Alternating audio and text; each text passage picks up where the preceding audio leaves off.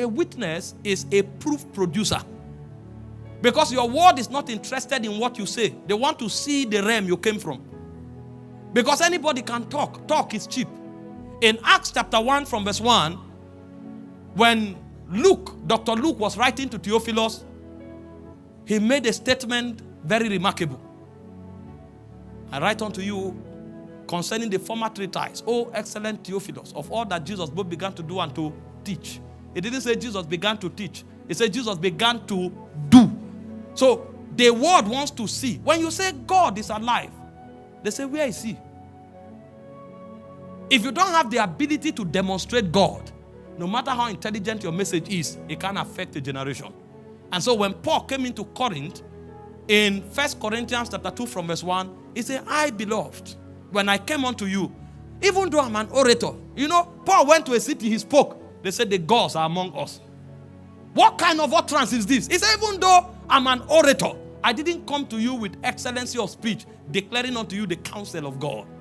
He said, when I came with the demonstration of spirit and power. Because it is that demonstration that will convict them that you are different from a lecturer. It's that demonstration that will convict them that what you are saying is not a product of human intelligence. That what you are saying, there is a backing from the divine realm. Because that backing will now make them know that the world does not constitute all they see. They are invincible fingers that manipulate the civilization of men. And it's on the strength of that reality they see that they can give you attention. If all we have to say are words, then we have a long way to go. When Jesus sent them out, in Mark chapter 16, from verse 17, he said, these signs shall follow them that believe. In my name, he said, they shall cast out devils. Now, men don't command spirits unless you are working with a superior spirit. And so when you speak and spirits obey you, it means you are not a man. There is something bigger than a man walking with you or within you. He said you will cast out devils. Number 2, he said they will speak with new tongues. Number 3, he said if they drink any deadly thing, how can you cause something deadly and you say men should drink it? It's not encouraging them to drink, but he said by any chance if they drink it, it will hurt men because it's deadly. But he said it will have power over you. And he said they shall tread upon scorpions and serpents and it shall by no means hurt them. This is the first definition of a witness. It doesn't matter if you were part of them. It doesn't matter if everywhere is dark. Just come with power. When God called Moses, he was in Egypt before. But when Moses returned, it's not his clothes he changed. He wore something else. When he returned to Pharaoh, he wasn't speaking the language of the wise men of Egypt. He came with something that Pharaoh did not know. The hand of God was stretched over the land. Because God himself said in Exodus 14:30, he said, I will stretch forth my hand and I will strike Egypt with all of my signs and my wonders. The language Pharaoh heard was a 10-lettered language and they are all plagues. He came with plagues, and when Pharaoh saw those plagues, even the magicians of Pharaoh said, this is the finger of God. This man is not talking because he read a book. He's talking from a realm where oracles beyond time dwell. And if we will be wise, we better let them go. And the point came, Pharaoh woke up early in the morning and said, go, pack everything about you. While they were going, Pharaoh changed his mind again. The power had not finished. When he was chasing Moses, the Bible said the ground began to choke their wheels. Their horses couldn't move. Something happened that nature began to align with the forces of Moses. And when Moses came before the Red Sea, there was no technology of boats. In those days, nobody ever crossed a river. If you meet a river, go back. Go and look for a mountain. Because there was no intelligence by which mortals could walk across waters. And Moses came and stretched his rod. And the Bible said with the blast of his nostrils, he parted the Red Sea. And he said Moses and his men walked on dry ground. Pharaoh thought it was coincidence. He said by faith. Even Moses, he said walk through the Red Sea. And he said Pharaoh, as saying that it was a joke, tried to walk and he drowned.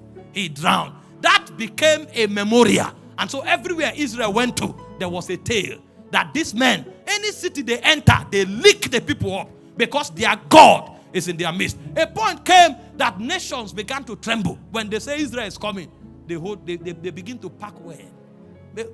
Either you cooperate with them or you are in trouble. So much so that Balak needed to hire Balaam to curse them. Because he knew that these people are not just a race. There's a power that dwells in their midst. He ascended the mountain. He wanted to curse them. He tried. He couldn't. There was a power. There was a power. He wanted to curse them. He will start prophesying. He said, how can you curse him that God has blessed? How can you curse? He said, for there is no... Oh my God. Oh my God. You have witnesses. We rise. When they drop charm for you, you woke up, you match it.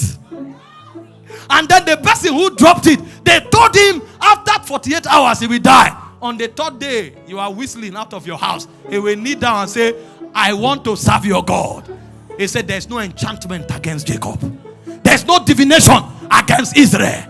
He said, the shout of the king is in their midst. They didn't know what was happening on the mountain, but the lion dwelt there. There was an oracle that no powers under heaven could defy, because a king dwells in their midst. It takes power to be a witness. If you have no proof, you are not yet a witness. You may be a Christian, but witnesses are men of power. In Acts 14:17, Acts 14:3 says, long time abode they, speaking boldly in the Lord. He said, the Lord confirming the words of his grace, granting that signs and wonders be done by their hands. Every time you find witnesses, there are supernatural elements. Those supernatural elements come to validate them, that these ones are ambassadors of another aeon. They came from another age. They are citizens of another civilization. The words they speak, they are oracles of an ancient spirit. And if you assume that what they are saying is English, touch them. He said, touch not my anointed. Do my prophets no harm. He said, when they walked from city to city, God thundered over them. Touch not, touch not. These are witnesses. Oh,